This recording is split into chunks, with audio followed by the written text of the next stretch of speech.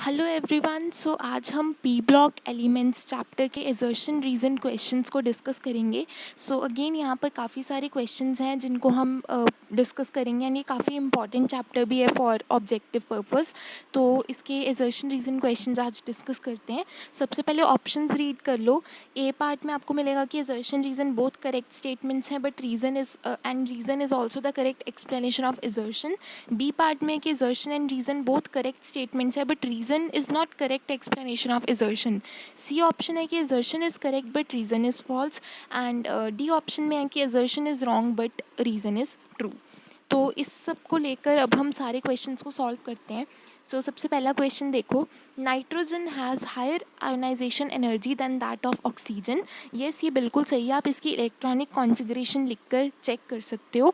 Reason है nitrogen has smaller atomic size than that of oxygen. Now this is not correct. अगर आप ध्यान से ऑब्जर्व करो तो ऑक्सीजन का size is greater than nitrogen का साइज़। तो ये हमारी ऑप्शन जो है इनकरेक्ट हो गई रीज़न की। तो सी आंसर आएगा हमारा कि assertion is correct but reason is wrong. Next question देखिए, although PF5, PCl5, PBr5 are known, the pentahalides of nitrogen have not been known. तो yes, this is correct. बिल्कुल सही स्टेटमेंट है। अगला है इसका reason, phosphorus has lower electronegativity than nitrogen. तो yes, ये तो वैसे करेक्ट है कि फॉस्फोरस की लेस होती है electronegativity as compare to nitrogen. But ये बिल्कुल भी एक्सप्लेन नहीं कर रहा कि नाइट्रोजन के क्यों जो पेंटाहेलाइड्स हैं वो एग्जिस्ट नहीं करते। इसलिए हमारा ऑप्शन बी हो जाएगा कि both statements are correct but reason जो है that is not the correct explanation of assertion. अब नेक्स्ट पे चलते हैं हम। Sulphuric acid is more viscous than water. तो बिल्कुल सही स्टेटमेंट है ये। Sulphuric acid is more viscous than water and इसका रीज़न है concentrated sulphuric acid has a greater affinity for water. तो हाँ, बिल्कुल सही स्टेटमेंट है, इसमें भी कोई प्रॉब्लम नहीं है। बट ये बिल्कुल भी एक्सप्लेन नहीं कर पा रहा है कि क्यों सल्फ्यूरिक एसिड मोर विस्कस है देन वाटर। इसलिए यहाँ पर अगेन हमारा आंसर बी ऑप्शन होगा कि both are correct but reason is not the correct explanation of the assertion. Next question, among nitrogen halides NX3, the dipole moment is highest for Ni3 and lowest for NF3. तो yes, बिल्कुल सही statement है। Nitrogen halides NX3 have trigonal pyramidal structure. हाँ जी, बिल्कुल सही statements है, दोनों में कोई प्रॉब्लम नहीं है। बट ये तो आपको साफ साफ दिख रहा है कि ये एक्सप्लेनेशन तो नहीं है बिल्कुल भी फॉर द assertion। तो इससे हमारा बी आंसर आएगा।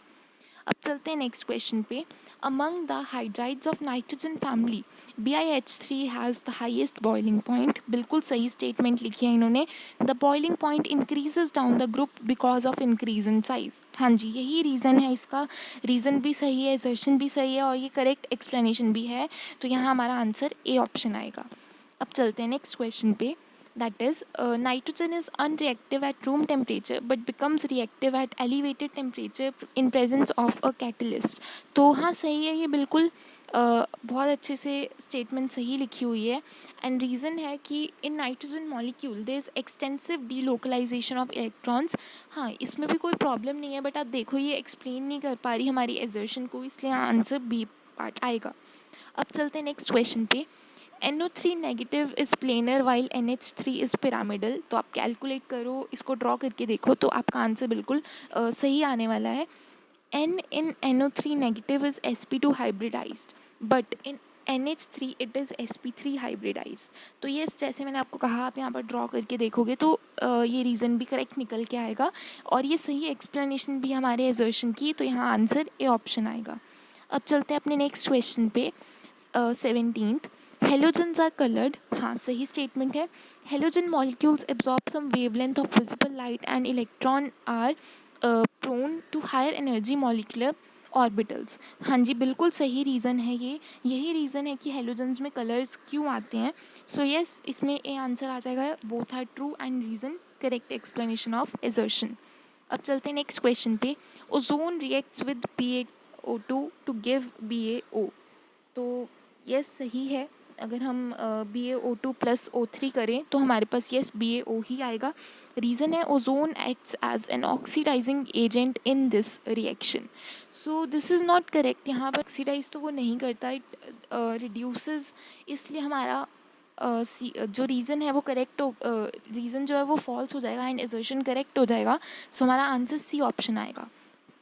Next one, xenon forms fluorides. So ये xenon फ्लोराइड्स बनाता है, काफ़ी सारे एग्जांपल्स भी होते हैं Xzf4, Xzf2, because 5d orbitals are available for valence shell expansion.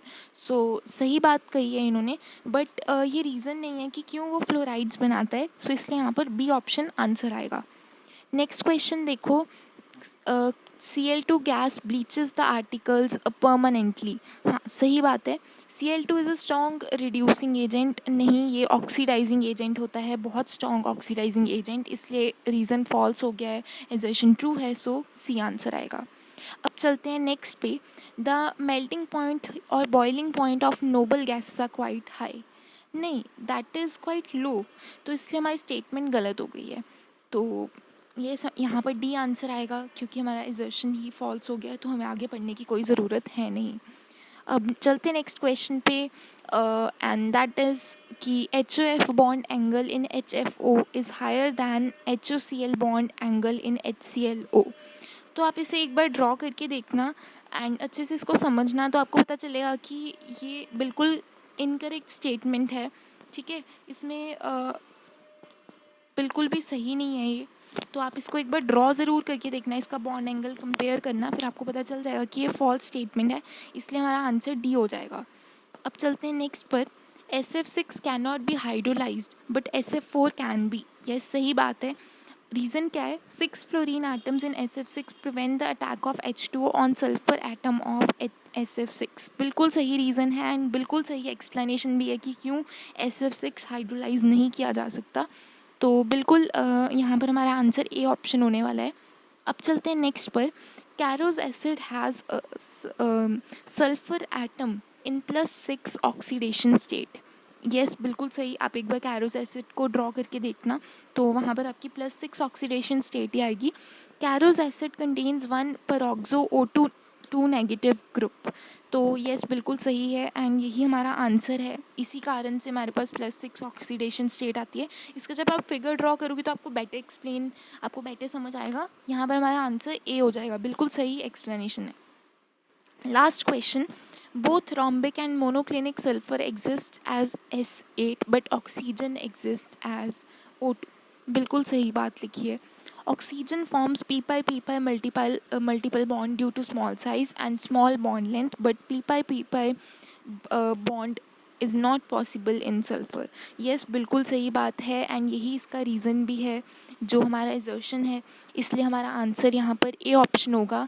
And I hope आपको काफ़ी यूज़फुल लगी होगी ये वीडियो। काफ़ी सारे क्वेश्चंस हमने एजर्शन रीज़न के सॉल्व कर लिए हैं इस चैप्टर पी ब्लॉक के।